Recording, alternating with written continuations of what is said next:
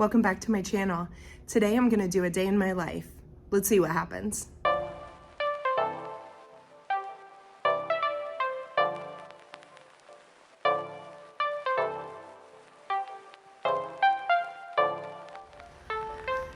So this year has been a very busy start to the school year. I feel like we have just a lot that is happening at school. Like they are asking us to do a whole bunch of things all at one time. And so as many of you know, when your admin asks a lot of you, it can be super overwhelming on top of trying to figure out how to get your kids on grade level because, you know, with all the research that we're learning, the way we're teaching hasn't always been right. And a lot of us veteran teachers knew that, but not necessarily how to fix it. And so on top of doing things, you know, that the school is wanting us to do, I am trying to do as much as I can in learning about how our kids learn to read and, you know, the whole thing behind the science of reading. And it opened my eyes.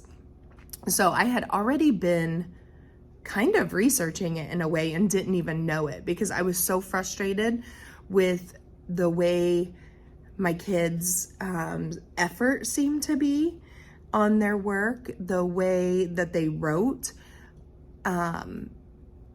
sentences. Well, you can't even call them sentences. It was so bad.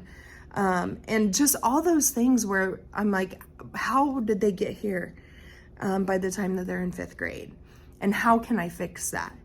And I am not a teacher that just sits back and says, okay, oh well, I can't do anything. And so I started to watch younger teachers on YouTube. And one of the main was Maylene Call from Mrs. Call Campers. And I have learned so much by watching her teach kindergarten and 1st grade. So I went back and binged her and just watching how she teaches the kids to read and, you know, the phoneme awareness and all the phonics and, you know, talking through picture books and all of those things just opened my eyes to so much. And I'm like, I can talk about those things in 5th grade. However, I've not been taught how. I vaguely remember doing that when I was in 1st grade. I can remember phonics worksheets, but I'm an old lady. Like, it has been a long time. So I have been doing lots of research on it and trying to teach myself the phonics things and just watching people on YouTube and reading and all of these things to help my kids be better students. And what I have learned is embarrassing to think that we have done this to our children, to our students. And some people don't seem to want to dig into what the science of reading is actually saying. I mean, sometimes people talk about science of reading as if it's a curriculum instead of literally the science of teaching kids to read. So I'm trying to do a lot of work. It's just slow because I'm trying to teach. I have, you know, family obligations. I have, you know, just like everybody else, the normal things. And so it's a very slow process, but at least I'm trying to do something to help my kids. But because of all this research, I have definitely changed the way that I teach. You know, I'm talking about the reading skills, however, not really teaching it. We practice it sometimes because we are in 5th grade and it is our standards, but I'm getting ready to implement more like fluency lessons. We're doing a lot of talking about vocabulary and doing a lot of picture books so that we can talk about experiences and learn from each other and just building our vocabulary knowledge, because that's a big piece of what's missing. And, you know, we've been teaching our kids main idea since kindergarten. And how are we getting to 5th grade and they still can't identify the main idea? Like, how does that not make teachers question what is happening? Well, the research is telling us that you can't really teach them main idea if they can't decode words. And you also can't teach them if they don't know vocabulary.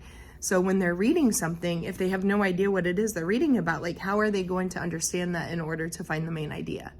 And we can't decide what, we can't predict what the state is going to put on their state assessment. And so if it's a passage that they know nothing about, well, they're probably gonna fail. So just building as much background knowledge as possible, building as much vocabulary is a major focus of mine.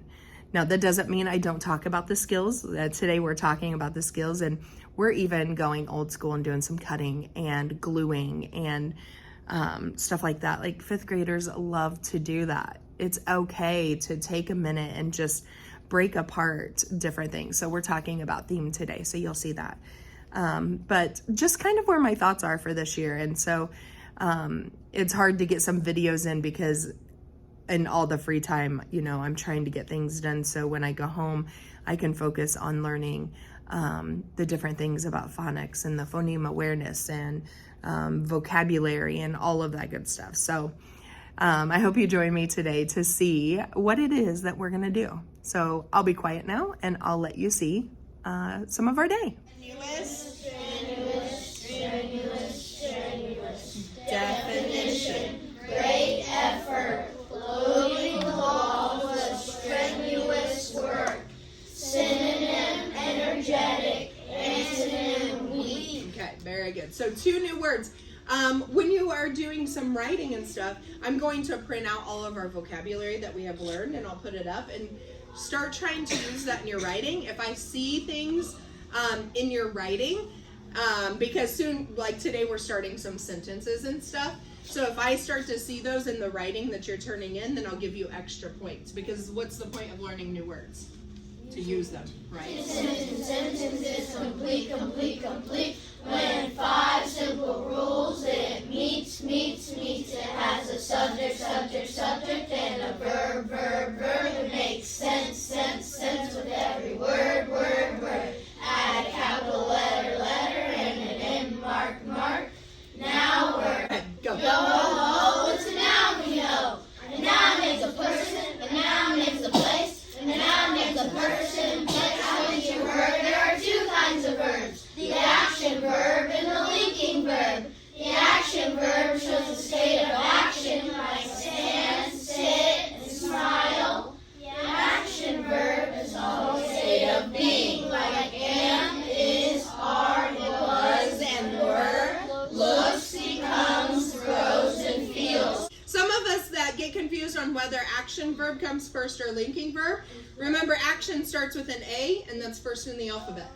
That might help some of you to remember it's action. Ask what kind, which one, how many. To find an adjective, Go ask it. where do I go? To a noun or a pronoun. What do I ask? What kind, which one, how many. What do I get? An adjective. That's what. Okay, so crazy, wild.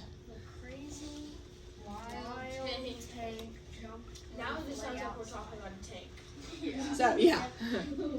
And what are, as you're writing that, think about the 3 article adjectives. What are the 3 article adjectives? Yep. The or the is fine. Yep. Okay, so which one do we want to use?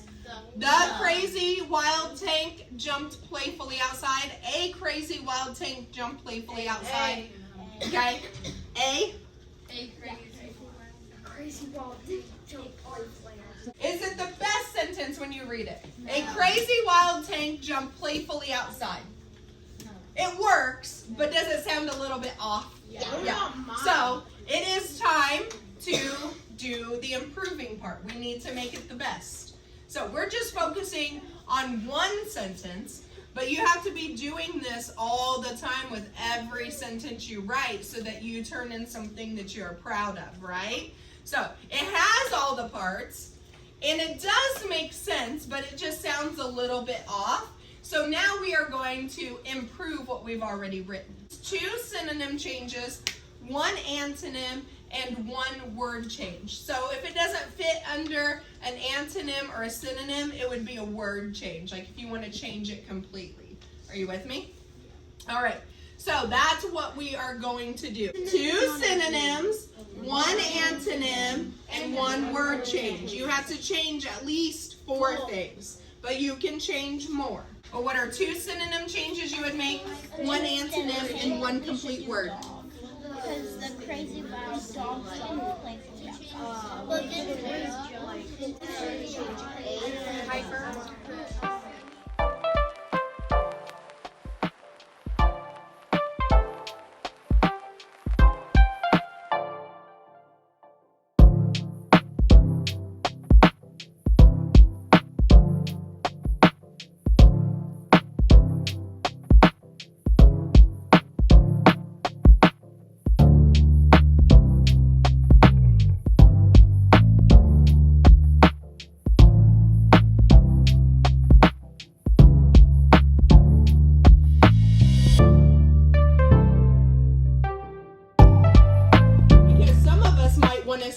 Okay, I'm going to try 1 because 1 times 5 is 5, but is 1 times 2 7? No. So it is not that. So maybe I try 3. 3 times 5 is 15. I regroup. 3 times 2 is 6, plus 1 is 7. And I got to keep checking. Is 3 times 4 12? 4, 2 times 2 times 2 is 4, plus 1 is 5, and then 2 times 4 is 8. So does it all work? I didn't mess, like you have to work. Are we ready, Freddies? Yes. All right. So number 1, make sure you're on the let's practice together side, please. And number 1, we have, I wrote them right for you today. Notice that. Notice the separation of numbers. That can be important. Make sure you're in a spot that you can learn your best. If that means you need to move near Mrs. Opelt, that is fine too. But make sure that you are in your learning spot. Okay. Here we go. What is 9 times 7? 63. Put my 3. I regroup my 6. 9 times 3. 27 plus 6. Good job. 33. What is 9 times 2? 18. Plus 3. 21. Good job. I am done with my 9, so I scribble out, reminding me to add a 0 because we are moving a place value. I also should what? Erase or get rid of. Good job. All right, 5 times. Just leave these here, okay? And move over and do it one more time. But write it the same way. Write it the same way. I don't know. I don't have the answers. I'd have to sit and work it out. Okay. So we did 24. You carried it. That's 56, 57, 58. Right? Okay. So we would write 50. Oh, if it doesn't work, Lane, we can't leave it, right? She was right because I accidentally put this as a 4 instead of a 9. See, this is why we do it. We figure out our mistakes so that we don't keep making them, right? Good job. Okay. So you guys, yep, I think you guys are good to go. Okay. Actually, I want to explain. That's what I was going to do, that one. Why do we have zeros? Oh. Okay, yep. And we regroup a 2. Because look, if it's 20, this we write, this we put up at top. Okay? It's all right. This is what I'm here for. I can't help you if I don't know and check you, right? All right, let's go back and do number 1. And they can use it to buy stuff on Fridays. All right, put your line. All right, what's the first thing that we have to do? 7 times 5. What's 7 times 5?